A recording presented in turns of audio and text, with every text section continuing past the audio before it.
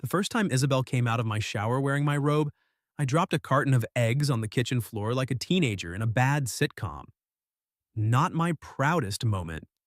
I was 33 years old, a grown man with a mortgage, a photography business, and enough emotional scar tissue to know better than to stare at a woman in wet hair and bare feet like she had just walked out of a dream I had no right to be having.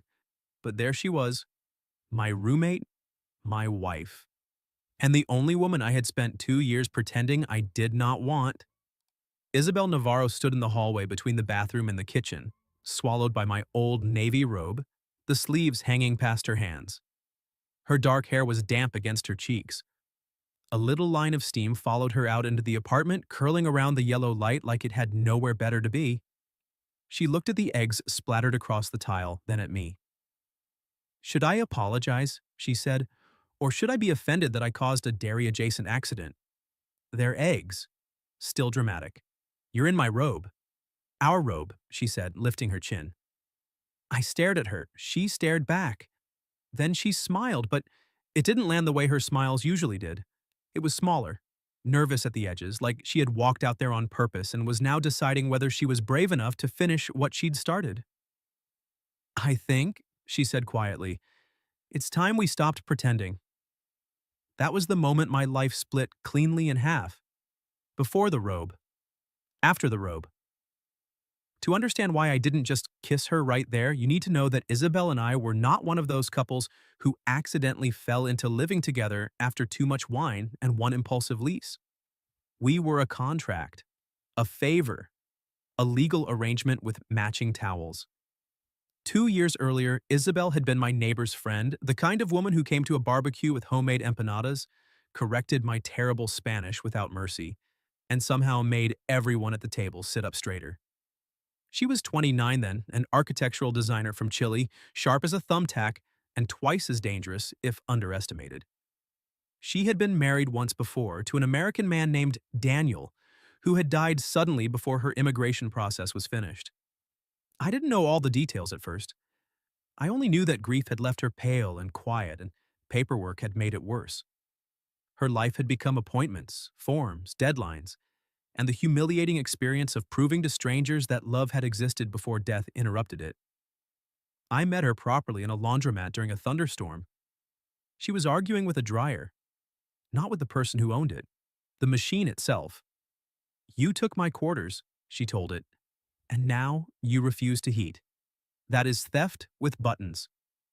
I had offered her my last 3 quarters. She looked me up and down and said, "Are you always this heroic, or only around appliances?" "Only the weak ones." That was Isabel. Even on the worst day of her life, she could make a joke land, right? At the time, I was still rebuilding from my own kind of wreckage. My fiance had left 8 months before our wedding because, in her words, I was safe, kind, and not enough. That sentence had followed me around like a bad smell. I threw myself into work, weddings, corporate headshots, restaurant shoots, anything that let me watch other people live boldly from behind a camera. Then Isabel's lawyer told her there was a chance she'd have to leave before her case could be sorted out. I wish I could tell you I thought carefully. I wish I weighed every consequence like a responsible adult with a decent credit score. But what I remember is Isabel sitting on the curb outside my building at midnight, her hands wrapped around a paper cup of gas station coffee, trying not to cry because she hated crying in front of people. "I cannot lose another home," she whispered. And I said, "Then don't." She looked up. I should have stopped there. Instead, I said, "Marry me." She laughed because she thought I was making the worst joke in human history. I wasn't. We did it properly, or as properly as two terrified people can do a ridiculous thing. We talked to a lawyer. We made sure she understood every risk. We agreed on boundaries so clear you could frame them. Separate rooms, shared expenses, public appearances only when necessary, no romance, no blurred lines, no taking advantage of gratitude, loneliness, or fear. We were not in love. That was the sentence we repeated until it started sounding like a prayer. By the end of the first year, she knew how I took my coffee, and I knew which of her sweaters could never go in the dryer under penalty of death. She left sticky notes on my camera bag that said things like "Eat real food, American raccoon." I fixed the squeaky cabinet above her desk because she said it was ruining her concentration and possibly her will to live. On paper, we were married. At home, we were two careful people standing on opposite sides of an invisible line. Except the line had been moving. It moved the night I came back from a wedding shoot with a migraine and found soup on the stove, lights dimmed, and a note that said, "Do not be stubborn." It moved when she fell asleep on the couch during a movie and her hand slipped against mine, and neither of us moved for 20 full minutes. It moved every time she walked into a room and I forgot what I was supposed to be doing. And now she was in my robe, with wet hair, saying she was tired of pretending. I bent down because cleaning broken eggs seemed safer than answering. "You're going to slip." I am standing still. "Emotionally, maybe." She gave a tiny laugh, but it broke halfway through. That got me to look at her. Her smile was gone now. She tightened the robe belt around her waist, not because it was open, but because she needed something to do with her hands. "Ethan," she said. My name sounded different in her mouth that night. Not casual, not teasing, not the way she said it when I forgot to buy cilantro or left lens caps in the laundry again. It sounded like a door opening. I stood slowly, egg carton still in my hand. "What happened?"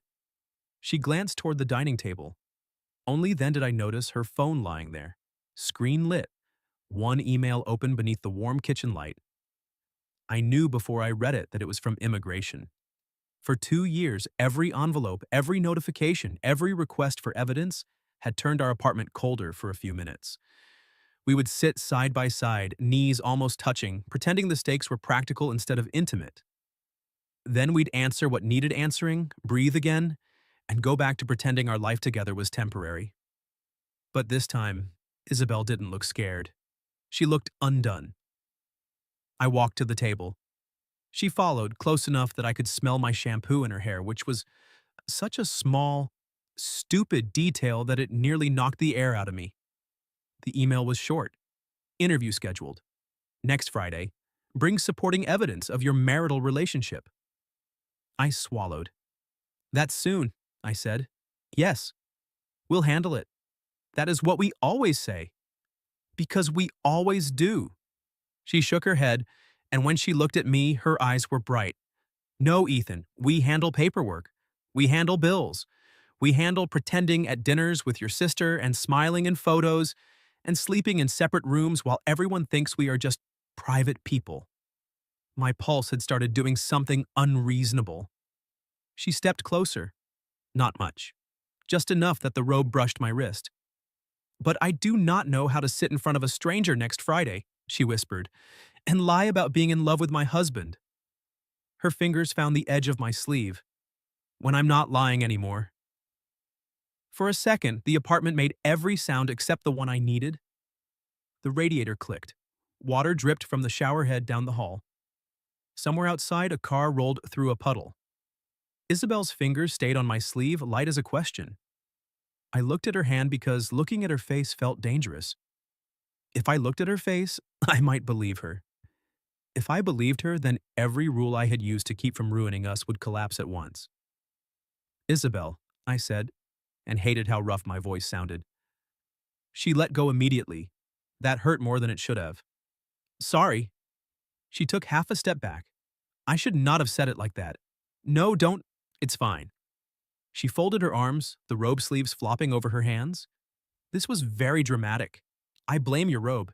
It has too much emotional range." Despite everything, I laughed once.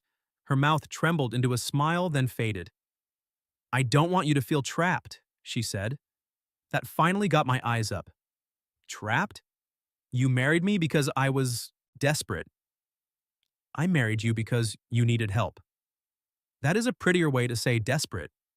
It's the true way. She looked away, jaw tight. "And now I am standing here telling you I have feelings for you 1 week before we have to convince immigration our marriage is real. That is suspicious timing." "Isabel, I know how it sounds. It sounds like you're scared." Her eyes flashed back to mine. "Of course I'm scared." "Of me?" "No." She said it so quickly my chest ached. "Never of you." The answer hung there between us, soft and absolute. I set the egg carton on the table. Then I did what I should have done the moment she touched my sleeve. I reached for her. Slowly, because everything between us had always been built on consent and caution. My fingers closed around her wrist, gentle enough for her to pull away. She didn't. Her skin was warm from the shower.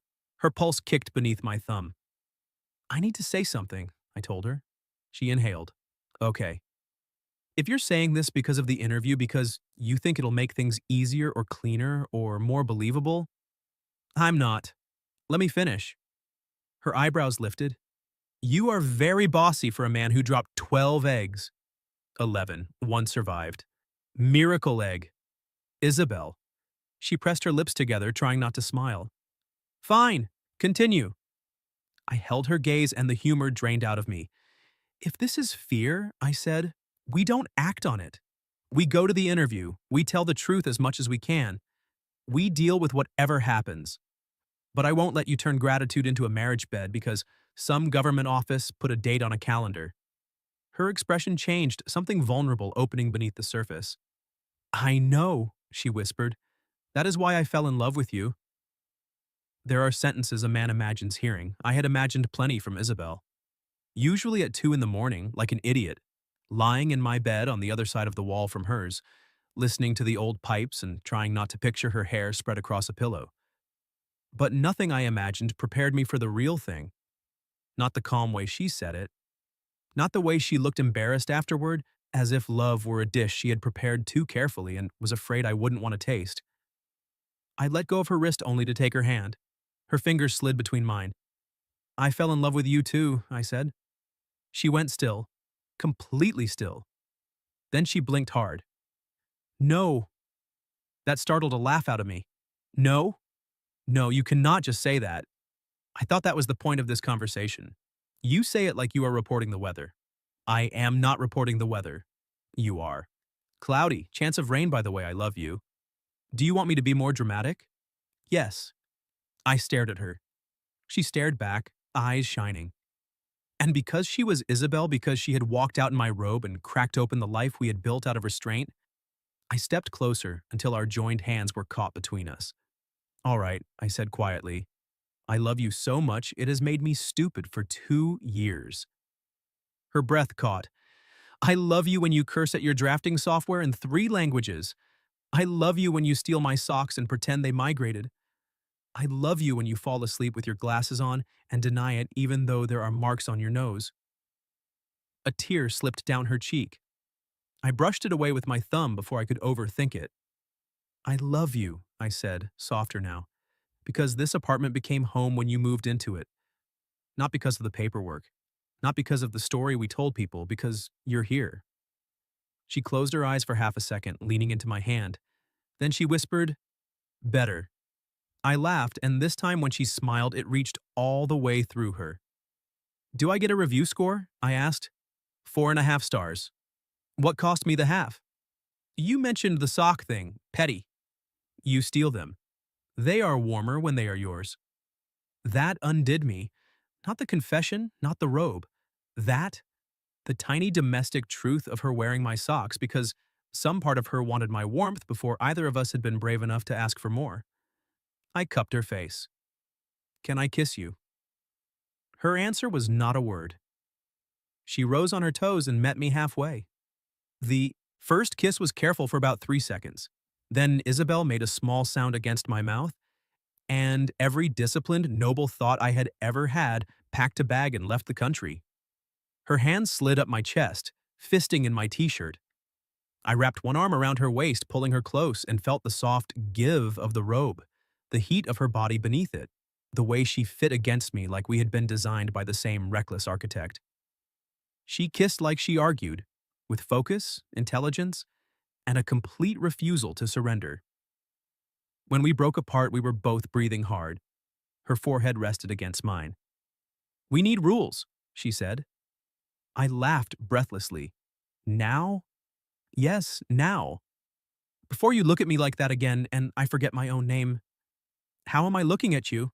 Like the eggs were worth it. They were. She smiled, then grew serious. Her fingers loosened in my shirt but didn't leave.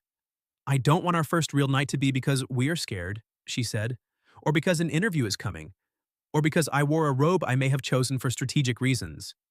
I knew it. It was hanging there. I am not made of stone. My thumb traced the curve of her cheek. Then what do you want? She swallowed. A date.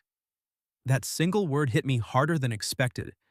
We had grocery shopped together, eaten takeout on the floor, attended birthday parties and office dinners, and once an unbearable couples game night where Isabel had invented a fake story about our first kiss that was so detailed my sister cried. But we had never had a date. Not a real one. Not one where I could pick her up, look at her too long, reach for her hand without pretending it was an accident. Tomorrow, I said. Her eyes warmed. You are available? I'll cancel anything. No, don't cancel work. I don't want to be a disruption. I kissed her once, quick and certain. You are not a disruption. You are the plot. She laughed into my mouth, and I felt that laugh everywhere. Then the oven clock blinked 9:17. The eggs congealed on the tile, and real life crept back in with its paperwork and interviews and fragile deadlines. But Isabel didn't step away. She took my hand, lifted it, and kissed my knuckles like she was making a promise. Tomorrow, she said. Tomorrow. And Ethan? Yeah? She glanced down at the ruined eggs. You are cleaning that. Of course I am. Good. She turned toward the hall, still wearing my robe like a victory flag. I will make tea. I watched her go, my heart beating with a joy so sharp it almost hurt. For 2 years, we had pretended to be married. Tomorrow, I would finally get to court my wife. I had photographed 112 weddings, 34 engagements, and one extremely tense vow renewal, where the groom's mother wore white and the bride accidentally spilled Merlot on her. So naturally, when it came time to plan one date with my own wife, I panicked. By noon the next day, I had 4 restaurant tabs open, a florist on hold, and a text drafted to my sister that read, "What is romantic but not aggressive?" Never mind, don't answer that. Isabel found me at the dining table surrounded by evidence of my collapse. You look like you are planning a hostage exchange, she said. I closed my laptop. Date logistics. Ah, so yes. She was wearing jeans, a cream sweater, and my gray socks. Her hair was loose over one shoulder, and she had no idea, or maybe she had every idea, what that did to me. I was thinking dinner, I said. Maybe somewhere nice. Her eyes narrowed. How nice? Nice. Ethan. Tablecloth nice. She made a face. No. No? No tablecloths. I thought women liked tablecloths. Women are not a species of decorative bird. Noted. She came around the table and leaned one hip against it, close enough that her knee brushed my thigh. It was nothing. It was everything. I want a date with you, she said. Not with the man who thinks he must prove something. That landed squarely in the soft place under my ribs. I do want to prove something. Her expression gentled. I know. I want you to know I'm serious. I already know that. I want you to feel chosen. At that, she went quiet. Then she reached out and smoothed a crease from my shirt, though there wasn't one. I have felt rescued by you, she said, softly. Protected, trusted, but chosen. Her fingers paused over my chest. That is new. I covered her hand with mine. Then let's start there. So we did. No tablecloths, no grand gestures. At 6, I knocked on her bedroom door. She opened it and immediately laughed. You live here, she said. I know. You crossed the hallway. I'm picking you up. Her smile went all warm and private. Then wait. She shut the door in my face. I stood there grinning like an idiot until it opened again. This time she held a small canvas purse and wore red lipstick. I forgot English. Isabel tilted her head. Do I pass inspection? No. Her smile faltered. I stepped closer. You exceed it. She rolled her eyes, but color rose in her cheeks. That was terrible. I'm new at this. At dating? At dating my wife. Her expression softened in a way that made the hallway feel too narrow for my heart. I offered my arm. She looked at it, then at me. Very formal. I can adapt. You may. She took my hand instead. Our first date was tacos from a truck parked 3 blocks from the river. We ate on a bench in the cold, bundled in coats, sharing napkins because I had forgotten to grab enough. Isabel got salsa on her thumb and, without thinking, licked it off. I watched like a man witnessing art. You are staring, she said. I'm reflecting. On what? The beauty of civic infrastructure. We are facing a parking meter. A particularly moving one. She laughed, and the sound went right through me. After dinner, we walked along the river path where winter lights hung in the bare trees. The city looked softer from there, all gold reflections and blurred windows. Isabel kept her hand in mine, swinging it a little between us. How many fake first date stories did we tell? I asked. 3. Only 3? Your sister is persistent. She believed the one where we met when I saved you from choking on an olive. That was your worst work. I hate olives. You improvised tears. I am committed to narrative. We stopped beneath a tree strung with tiny white lights. Her face tilted up toward them, and I took a picture in my mind before remembering I had an actual camera. I lifted it. She noticed. No. One photo. No evidence. We need evidence. The words shifted the air. Interview, marriage, proof. The pressure we had been ignoring walked quietly back between us. Isabel's hand tightened in mine. I hate that, she said. The interview? No, that the real things now look useful. She looked at me. If we take a photo because you think I'm beautiful, I want that.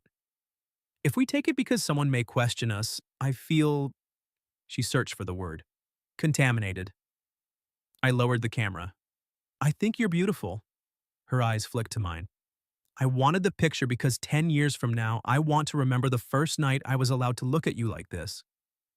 Her lips parted. Then she whispered, Oh.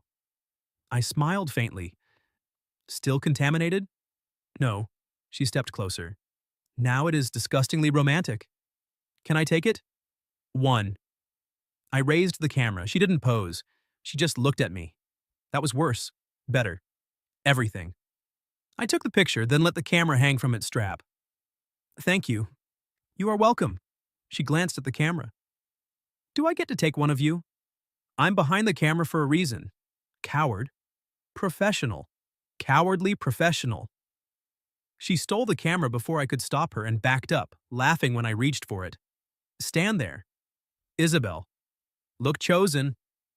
I froze. Her laughter faded. She lifted the camera slowly and looked through the viewfinder. Yes, she said, voice soft. Like that. The shutter clicked. Later, she would show me the photo. I would see myself standing under winter lights with my guard completely gone, looking at her like the answer to every question I had been afraid to ask. But in that moment, I only saw her lowering the camera, her mouth trembling. I crossed to her. Hey, she shook her head. I'm happy. You say that like it hurts. It does a little. She pressed the camera against my chest and I took it.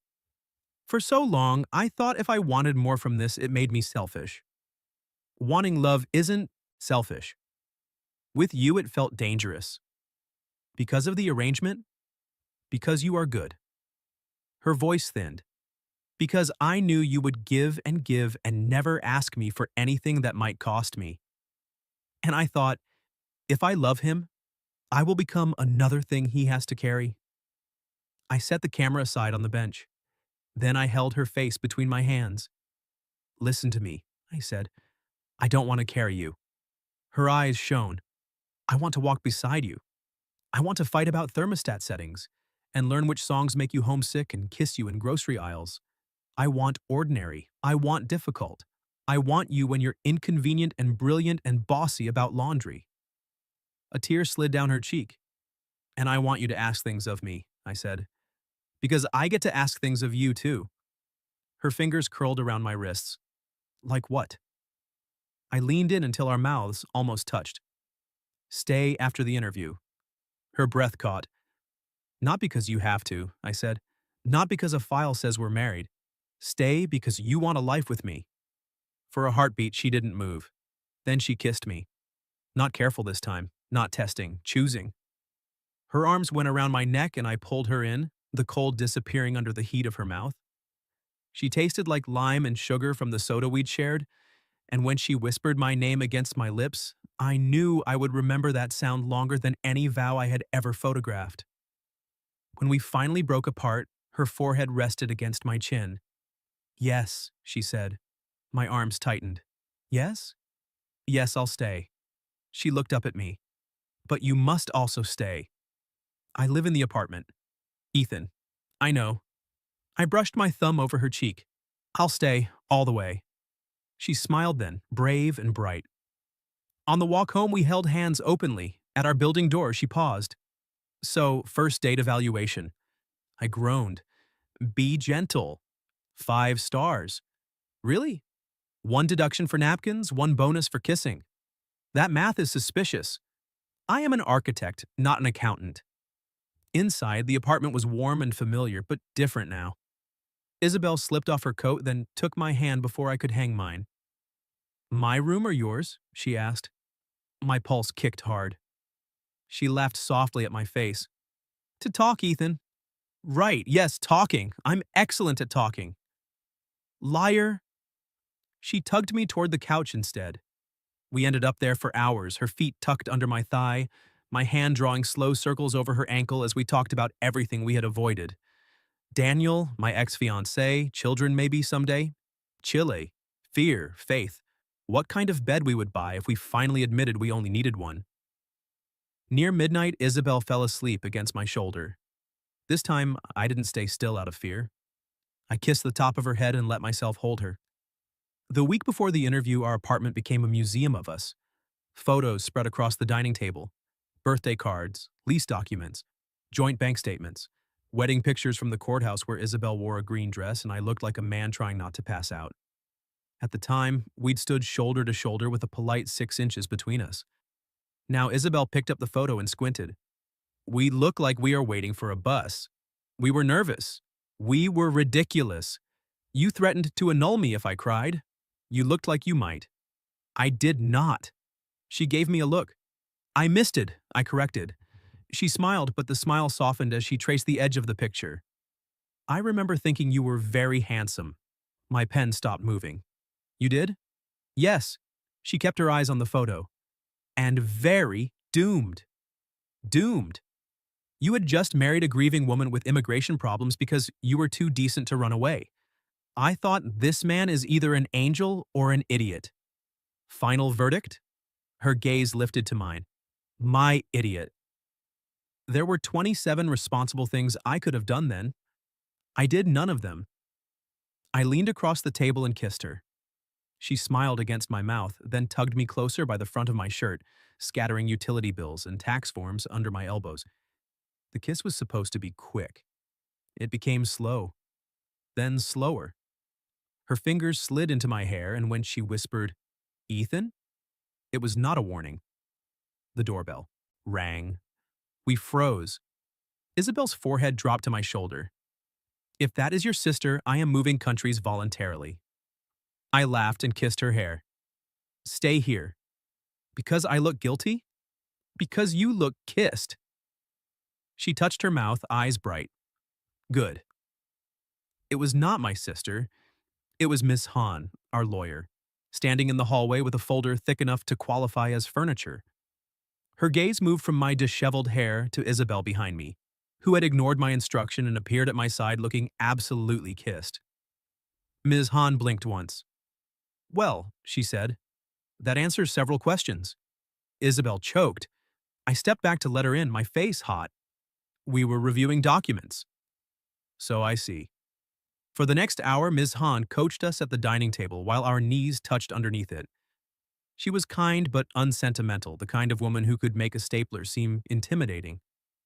They may ask where each of you sleeps, she said. The room went silent. Isabel looked at me. I looked at the joint phone bill as if it contained scripture. Ms. Han's pen paused. You should answer truthfully. We have separate rooms, Isabel said. Had, I said at the same time. Isabel turned pink. Ms. Han's eyebrows lifted. I cleared my throat.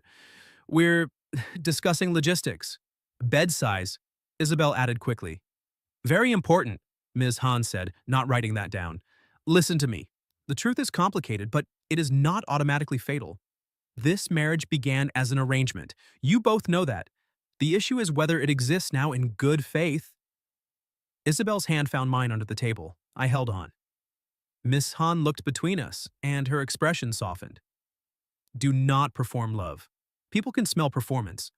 Answer like two people who know each other. After she left, the apartment felt too quiet. Isabel began stacking papers with military focus. I watched her for a minute. Talk to me. I am organizing. You're hiding in office supplies. She set down a folder. I am afraid. I stood and came around the table. Of the interview?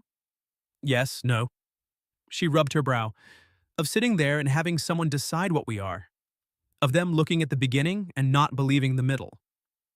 I leaned against the table beside her. Then we'll tell them the middle. And if they ask when we fell in love? I took her hands. I'll tell them I don't know the exact day, that it happened somewhere between soup and stolen socks. Her mouth twitched.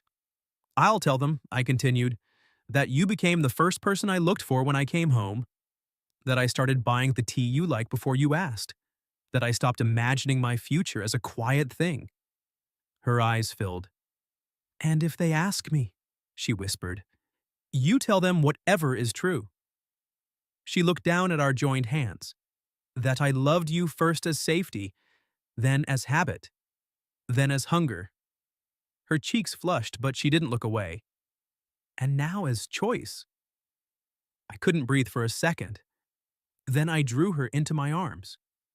She came willingly, pressing her face to my chest. I held her in the middle of the evidence of our life, receipts, photos, forms, proof, and understood that none of it proved us as clearly as the way she relaxed when I touched her. That night, she stood in the doorway of my bedroom wearing sleep shorts, a t-shirt, and an expression of fierce uncertainty. I have a proposal, she said. I sat up. Architectural or marital? Both.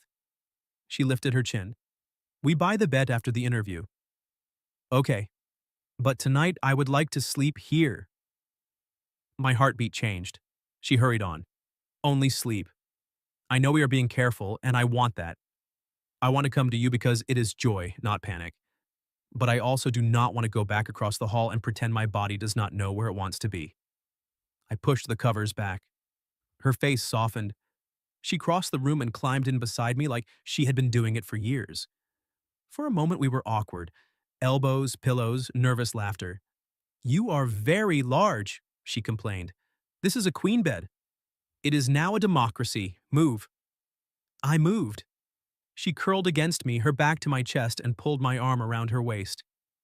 Every part of me went still. You can breathe, she murmured. Can I? Recommended. I exhaled slowly. After a while, she covered my hand with hers. Thank you for not making me feel foolish. For wanting this? For wanting slowly and wanting badly at the same time. I kissed her shoulder through the cotton of her shirt. I'm right there with you. She turned in my arms. In the dark, her face was only a shadow, but I knew it now. The slope of her nose, the stubborn set of her mouth, the small scar near her eyebrow from a childhood fall in Valparaiso. She touched my cheek. After the interview, she whispered, take me on a second date. Only if you rate the first one more, honestly. Fine, 6 stars. Out of 5? I am generous with men who let me steal blankets. You're stealing blankets? Already stolen. I laughed, and she kissed me. Softly, sleepily, like a promise that didn't need an audience. The interview came on Friday under a gray, wet sky. We dressed carefully. I wore a navy suit. Isabel wore a rust-colored dress that made her skin glow and made me forget briefly the concept of federal buildings. In the waiting room, plastic chairs lined the walls. Couples sat in tense silence, whispering over folders. Isabel's knee bounced. I placed my hand over it. She looked at me. If I throw up, you still love me? Especially then. That is disgusting. That is marriage. Her laugh was small but real. When our names were called, we stood together. The officer was a middle-aged man with tired eyes and a voice that gave nothing away. He asked dates, addresses, names, who paid which bills, what side of the bed each of us slept on. Recently, Isabel asked before she could stop herself. I coughed. The officer looked up. Isabel went scarlet. Sorry. I reached for her hand under the table. The questions turned sharper. Why had we married so quickly? Why separate bedrooms? Why so few romantic photos in the first year? Isabel's fingers trembled in mine, so I stopped trying to sound perfect. We married because she needed help, I said. The officer looked at me. Beside me, Isabel went very still. It began as a favor, I continued. A serious one. A legal one. We understood that. But living with someone changes the meaning of things. Caring for someone every day changes you. I don't know what box that fits in on your form, but I know I love my wife. Isabel's grip tightened. The officer turned to her. Mrs. Navarro-Reed. She lifted her chin. I did not fall in love with him because he saved me, she said. I fell in love with him because he never asked me to pay for being saved. Her voice shook, but she kept going. And because he knows I hate olives. And because he makes terrible coffee but buys good beans for me. And because when I came out wearing his robe, he looked at me like he had been waiting 2 years to come home. My throat burned. The officer looked down at his notes. For a long moment, there was only the scratch of his pen. Then he closed the file. You'll receive a decision by mail. That was all. Outside, the rain had stopped. We stood on the sidewalk, neither of us speaking. Then Isabel turned to me. Was I too much? I stared at her. Then I took her face in my hands and kissed her right there in front of the federal building, in front of taxis and strangers and a security guard who politely looked away. When I pulled back, her eyes were wet. You were exactly enough, I said. She smiled, and for the first time all week, neither of us looked over our shoulder at the future. We just walked home hand in hand. For 3 days after the interview, Isabel behaved like a woman attempting to bully the universe into obedience. She reorganized the pantry. She scrubbed the grout in the bathroom with a toothbrush. She alphabetized my old photography contracts, then denied it. You put Anderson before Alvarez, I said, holding up 2 folders. Coincidence. You made labels. Labels are not a confession. I caught her around the waist before she could escape the dining room. She made a token protest, but her hands settled over mine almost immediately. You're spiraling, I murmured against her hair. I am improving our filing system. You alphabetized the spices. That was necessary. Paprika cannot live beside oregano like an animal. I turned her in my arms. Her smile faded when she saw my face. I know, she whispered. I brushed my thumb along her jaw. Whatever comes in the mail, we face it. She nodded, but I could feel the tension in her shoulders, so I did the only thing I could think of. I took her on our second date. Not a fancy restaurant, not flowers delivered by a man with a clipboard. I drove her to the botanical garden on the edge of the city, where the greenhouses stayed warm even in winter. The moment we stepped inside, Isabel stopped. Around us, vines climbed glass walls.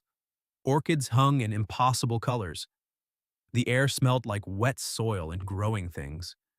She looked at me. You remembered. Your mother had a garden in Valparaiso. Her eyes softened. I told you that once. You were making lentils. You said she grew basil in old coffee cans and yelled at snails. Isabel laughed, but it came out watery. I reached for her hand. I listen. I know. She squeezed my fingers, and that's the problem. How is that a problem? It makes it very hard to be dramatic and misunderstood. We wandered between palms and citrus trees, shedding our coats in the warmth. At the back of the greenhouse, near a tiled fountain, she leaned against me and let her head rest on my shoulder. For once, we didn't talk about immigration. We talked about whether we could keep a basil plant alive. We talked about repainting the bedroom, which had quietly become our bedroom. We talked about visiting Chile someday, not as a desperate return or a forced goodbye, but as a trip we would take together. At the fountain, Isabel turned to me. I want to change my name, she said. I went still. You don't have to. I know. I mean it. Navarro is yours, Daniel's name. Reed. My name. None of that should decide who you are. She smiled faintly. You are very noble. It is sometimes irritating. I've heard. She took both my hands. I want to be Isabel Navarro Reed. Not because paperwork needs it. Not because anyone expects it. Because this marriage started as a bridge and then somehow became a house. I want both names on the door. My chest tightened. You're sure? I am sure about very few things. She stepped closer. But I am sure about you. I kissed her beneath the glass ceiling, surrounded by leaves and winter light, and she kissed me back like she was done apologizing for wanting joy. The approval notice came the next afternoon. A plain envelope, a few official lines, permanent resident status approved. Isabel read it once, then again. Then she sat down hard on the kitchen chair and covered her mouth. I crouched in front of her. Hey! She looked at me over her fingers, eyes flooded. I can stay, she said. I took the letter from her trembling hand and set it on the table. Yes? No more waiting for someone to decide if my life is allowed to continue here. No more. She inhaled sharply, then let out a sound that was half laugh, half sob. I pulled her into my arms and she folded into me completely. For a long time, we just held each other on the kitchen floor. Then she pulled back, wiped her face, and said, We need champagne. We have half a bottle of flat ginger ale. Romantic. I can do better. You have 10 minutes. I came back with champagne, grocery store flowers, and a chocolate cake with congratulations, written in blue icing because it was the only one left. Isabel stared at it. This is for a child's soccer team. It was either this or happy retirement, Gary. She picked up a fork. Congratulations it is. We ate cake straight from the plastic container at the dining table, surrounded by the same evidence we had once gathered to prove our marriage was real. Only now, nobody else needed convincing. That night, Isabel stood in the doorway of our bedroom wearing the navy robe. My robe. Our robe. She leaned against the frame, arms crossed, lips curved. I think, she said, we are finished pretending. I set down the 2 champagne glasses. Yes, I said, we are. I walked to her slowly, giving her time because that was how we had learned to love each other. Carefully at first, then with courage. She met me halfway. Her hands came to my chest. Mine settled at her waist. This is not gratitude, she whispered. I know. This is not fear. I know. This is not paperwork. I smiled. Definitely not paperwork. She laughed softly, then rose on her toes. When she kissed me, it felt like the end of a long, locked hallway and the first open door. By the following spring, the apartment looked different. Her drafting table moved closer to the window. My camera shelves took over the hallway. A basil plant sat in a coffee can on the sill, alive through what Isabel called my inspirational leadership and what I called her threatening it in Spanish. We bought a king-size bed and argued for 40 minutes over sheets. We hosted my sister for dinner, and Isabel told the true story of our first kiss, which made my sister cry even harder than the fake Olive story. On Sundays, we walked to the taco truck by the river. On rainy nights, she wore my socks. Sometimes I still found old sticky notes in camera bags I hadn't used in years. Eat real food, American raccoon. I kept every one. A year after she came out of the shower in my robe and changed everything, I photographed a wedding at City Hall. Afterward, I found Isabel waiting outside for me in a green dress, the same color she had worn the day we married for practical reasons and impossible mercy. She held out her hand. Come on, she said. Take me home, husband. I looked at her, my wife, my roommate, my best accidental decision, and lifted our joined hands to kiss her knuckles. Behind us, another couple posed on the courthouse steps, nervous and glowing at the beginning of whatever story they had chosen. But I was looking at Isabel, at the woman I had married before I knew how to love her, and loved before I knew how to say it. And as we walked home together under the soft gold of evening, her hand warm in mine, I understood that some vows don't become true when you speak them. Some vows become true slowly. In shared kitchens, in separate rooms, in stolen socks, in one old navy robe worn by the right woman at exactly the right time. What would you have done if your roommate came out of the shower wearing your robe and said it was time to stop pretending? Have you ever experienced something similar where a fake arrangement or friendship turned into real love? Tell your story in the comments. If you like this one, leave a like, subscribe, and I'll see you in the next video.